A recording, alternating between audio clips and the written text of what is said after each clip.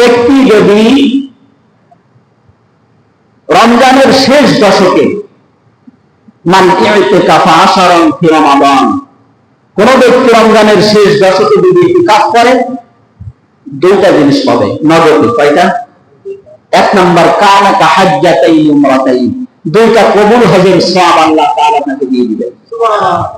বলেন তো আমার মতো মানুষ শুধু বুক ভরা আশা নিয়েই তো বেঁচে আছি যে আল্লাহ তুমি নিয়ে যাও, যাওয়ার সমাপ্ত এখন হয়।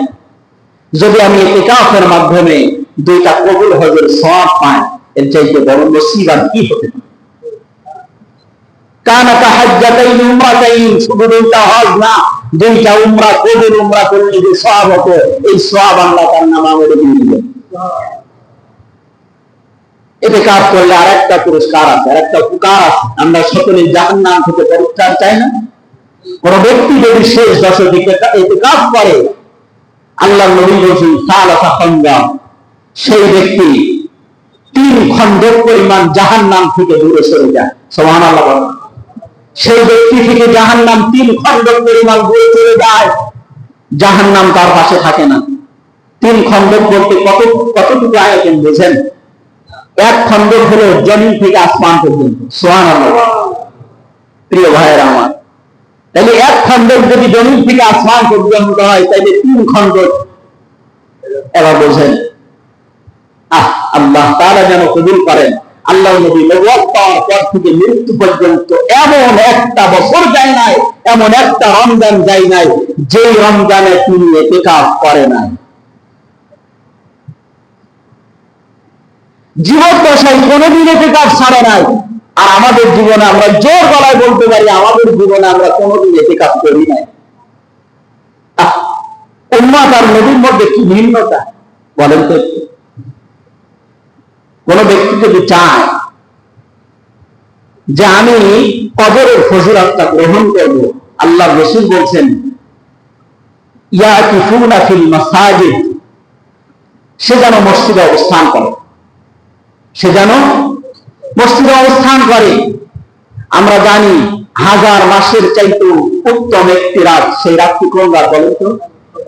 83 বছর 2 মাস ইবাদত করলে যে সওয়াব হয়, ওই সওয়াব আল্লাহ তাআলা কবরের রাতে দিয়ে দেন। 83 বছর 2 মাস একাধারে নফল নামাজ পড়লে, রাত 24 ঘন্টা মিলে একাধারে নফল নামাজ পড়লে যে সওয়াব হতো, এই সওয়াব আল্লাহ তাআলা 10 দিন ইতিকাফের বিনিময়ে দিয়ে দেন। আল্লাহ রাসূল বলছেন শুধু তা না, কোন ব্যক্তি যদি চায় যে আমি এই কবরের ফজিলত গ্রহণ করব, সে যেন মসজিদের মধ্যে অবস্থান করে। কেন?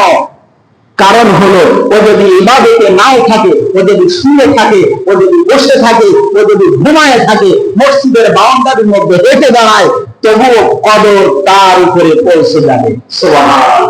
কারণ কি? সে মসজিদে অবস্থান করছে। দেখছেন? আরেকটা বিষয় হলো, সেটা হলো কবর। আমরা কিভাবে কবরকে উপলব্ধি করব?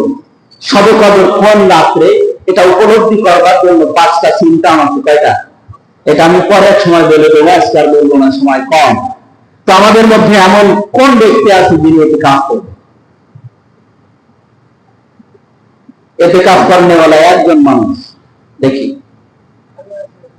আলহামদুলিল্লাহ, আমার ভাই যুবক মানুষ দেখছেন। আমরা এই যাবৎকাল আমরা ভাবি, আমাদের একটা ধারণা যে আমরা মনে হয় এটাই বুঝি যে বয়োবৃদ্ধ মানুষ যারা, তারাই শুধু ইতিকাফ করে। আসলে কি তাই? না, বয়োবৃদ্ধ মানুষ যারা, শুধু তারা ইতিকাফ করবে এটা না। ইতিকাফ যুবক করবে, ইতিকাফ মধ্যবয়সী মানুষ করবে।